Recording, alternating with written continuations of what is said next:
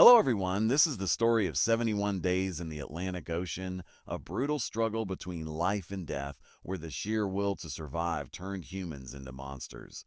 It is the harrowing tale of the unfortunate passengers of the French frigate Medusa, whose screams still echo in the waves. The year was 1816, June 17. At the port of Rochefort, France, the first rays of the morning sun shone on a magnificent ship, the Medusa. This was no ordinary vessel. It was a 44-gun French warship 154 feet long, carrying a total of 400 people. Soldiers, doctors, scientists, and an entire administrative delegation headed for Senegal. The mission: to reclaim control of Senegal from the British. The ship's captain was Hugues Gerard de Chaumares, a man with no experience sailing a ship for the past 20 years. He had gotten the job only because of his connections with the royal family. Experienced sailors warned him repeatedly that he was heading the wrong way. But engulfed in arrogance, he ignored every caution. Driven by a desire to reach Senegal quickly, he set sail. Exactly 15 days into the journey, on July 2, disaster struck. Near the treacherous sandbanks of Arguin off the coast of Mauritania, the Medusa struck the sand at full speed. The ship grounded and broke apart, its sound shaking the souls of everyone on board. A beautiful voyage had instantly turned into a death trap. For 3 days, every attempt to free the ship failed. Slowly, the Medusa began to sink, and everyone knew time was running out. The problem: there were lifeboats for only a few of the 400 people. A decision was made. A 20-meter-long, 7-meter-wide wooden raft was hastily constructed, and 147 people were crammed onto it like cattle. The plan: lifeboats would tow the raft to safety. But as soon as the raft separated from the ship, a shocking betrayal occurred. Captain Chaumares and his wealthy officers, sitting comfortably in the lifeboats, decided the raft was slowing them down. Without a second thought, they ordered the ropes cut. The lifeboats left 147 people stranded in the open ocean, abandoning their last hope. This was not just a cut rope, it was the murder of trust. Alone on the fragile raft in the middle of the vast ocean, the first night was nothing short of an apocalypse. The raft was so poorly constructed that it sank 3 feet into the water under the weight of the people. Their feet were constantly submerged in salt water, causing the skin to rot. As night fell, icy winds and massive waves battered the raft. Only screams echoed through the darkness. Several people fell into the sea, disappearing into the waves. They had only a packet of biscuits and a few barrels of wine. Even that disappeared in the chaos of the first day. By the third day, the first deadly fights erupted over dry spots on the raft. The basic survival instinct turned humans into animals.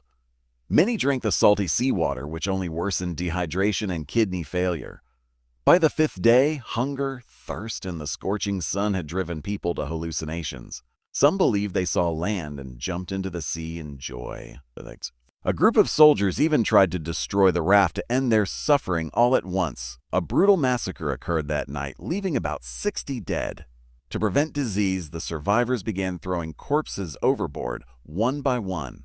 By the 8th day, hunger became unbearable. People chewed their belts and shoes. On the 10th day, with no food left, Surgeon Henry Savigny proposed a horrifying solution. They would have to eat the flesh of their dead companions to survive. Raw meat was sun-dried on broken planks of the ship. The scene was unimaginable. By the 15th day, food and wine had almost run out. The strongest men decided that the weak and injured were only consuming resources and should be thrown overboard alive. By the 25th day, some had surrendered to a sea madness, waiting quietly for death. Starved, they sometimes attacked seabirds for their blood and flesh to drink. By the 32nd day, vitamin C deficiency caused scurvy. By the 36th day, sharks circled the raft, drawn by the stench of decay. Diseases like dysentery spread. Some drank their own urine to avoid kidney failure. After 52 days, many reached their psychological breaking point. By the 65th day, hunger had consumed their ability to feel anything. They only waited for someone to die so they could eat. By the 71st day, of the 147 people on the raft, only 25 remained alive, skeletons with skin clinging to their bones and sunken eyes. When no food remained, the survivors made a decision that history may never have recorded. They drew lots to determine who would die so the others could survive. Survival had become a nightmare beyond imagination. On the 71st morning, the first ray of the sun revealed a tiny white dot on the horizon. At first, they thought it was a cloud, but it was the sail of a ship, the Argus. Exhausted and barely able to stand, they waved a makeshift flag. The ship almost passed them, but the captain smelled the rotting bodies and returned.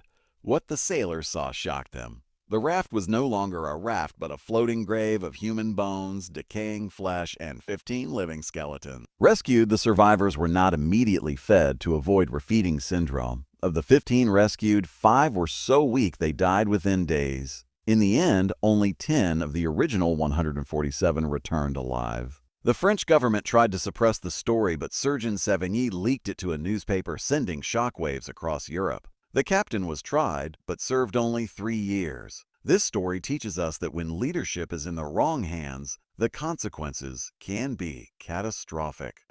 It also shows that the human body may break, but the will to survive can bring us back from any hell. French painter Théodore Géricault immortalized this ordeal in his painting. And not just a picture, but the screams of 71 days, still asking, is survival always a victory? If this story touched you, share your thoughts in the comments and subscribe to the channel for more gripping tales. Thank you for watching.